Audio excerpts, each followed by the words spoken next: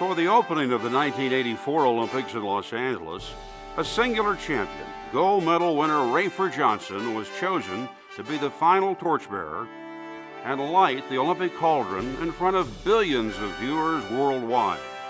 He epitomizes the best of America, not only as a competitor, but as an incredible humanitarian. Our story begins here in Kingsburg, California, in the heart of the San Joaquin Valley. Back in 1945, Lewis Johnson came here from Texas to work as a section hand for the railroad. He brought his family with him. You've raised 3 fine boys and 2 daughters. Was Ray any different at all from the other 4? Well, he wasn't too much different, but he just wasn't a mischievous boy. Rafer played halfback for Kingsburg High School. Before he came along, the school had had the reputation of being the weakest team in the valley. But Rafer was a one-man backfield, and he led the Kingsburg team to victory after victory. He also starred in basketball and baseball, and at the same time he maintained nearly a straight A average in his classes. But when spring came around each year, Ray devoted all his spare time to the sport he found most challenging, the sport he liked best, track and field. Soon after graduation, Rafer left Kingsburg. He had received an academic scholarship to the University of California at Los Angeles. As a 19-year-old freshman, Rafer entered his first international competition, and he won the decathlon championship. He gained the unofficial title of Best Track and Field Athlete in the Western Hemisphere. Before he left for the Olympic Games, Rafer spoke to the members of his church.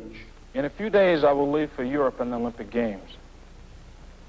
I am proud of the honor and mindful of the responsibility in being a member of the United States Olympic team. I feel that my trip to Rome has a double purpose. First, with God's help, I want to do my best to win a gold medal for my country. But equally important, I want to bring a feeling of friendship to the athletes of the 85 nations I will meet at the Olympic Village. I ask you to pray with me that in this small way, the Olympic Games can contribute to the furtherance of world peace. The American Olympic Committee bestowed an honor on Rafer Johnson that he would never forget. He was chosen to carry his country's flag and to lead the American team into the stadium.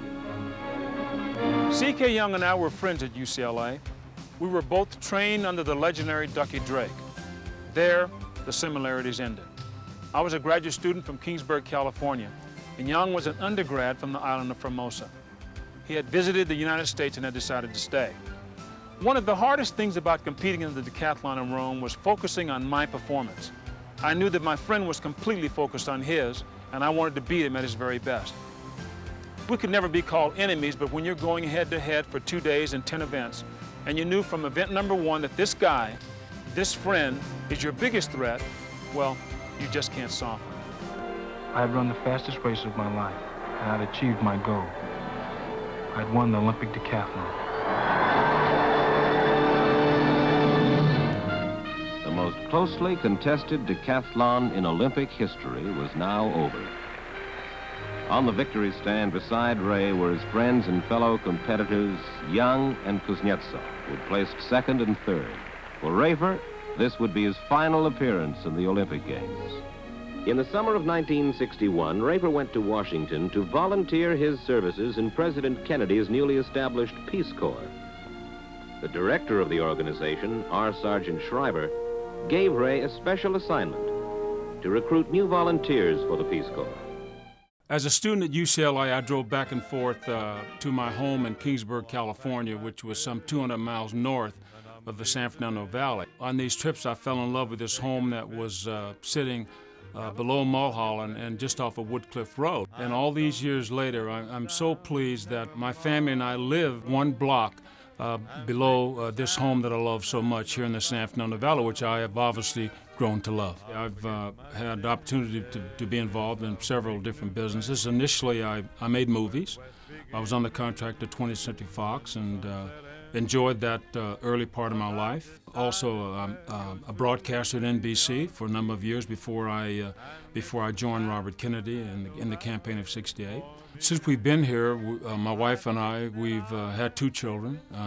They both attended UCLA. We've been involved in activities around this valley that I think has been very important for our family.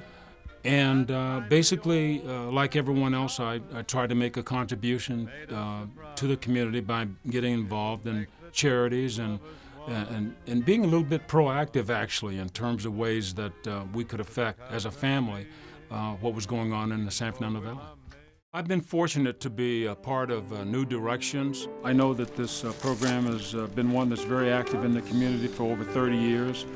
I mean, literally affecting the lives of young people and families, probably in the hundreds of thousands in this community. A wonderful program that works with at-risk young people. They organize opportunities for these young people to get an education. They also work with families to ease some of the tensions that exist between young people, teenagers, and their parents.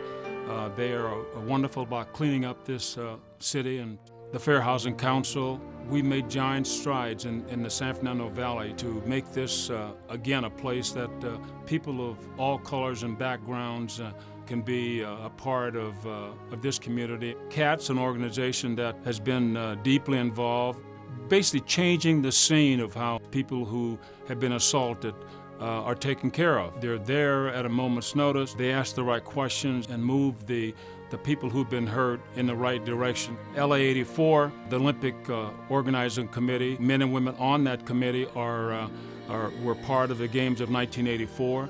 We ended up with a $200 million profit. We remained in this community $100 million, and those funds have been used to help young people in sports, Olympic caliber athletes in sports.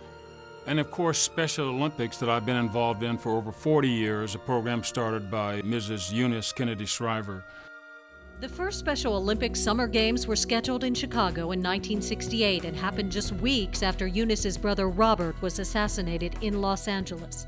Olympic gold medalist Rafer Johnson was with Bobby when the tragedy occurred. It was a dark time in Rafer's life, but Eunice's project gave him an opportunity to do something positive, something his late friend would have been proud of. I think in a very special way, these athletes and families, and particularly the athletes, have really had the opportunity to be involved in activities that has given them the spirit that they can be better and that they can do things that everyone around them does. It was hard for me just to get friends, but when I came to Special Olympics, it's changing my life.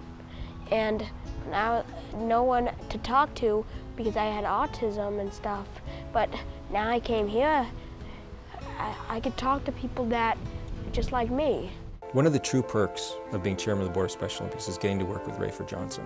What an incredible national treasure he is. Won the decathlon some 50 years ago, the Olympics, and often I get to introduce him at events. And my favorite way of introducing him is saying the only thing that surpasses his Olympic accomplishments is his humility and his compassion for our athletes.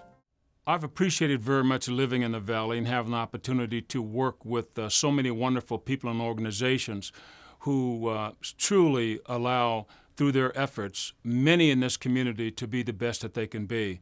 And I don't think anyone can ask more than that. Rafer Johnson lives by the principle of being the best he can be. He is an inspiring role model, a humble legend who volunteers endlessly to help others in the Valley and across the world. A truly deserving recipient of the Fernando Award.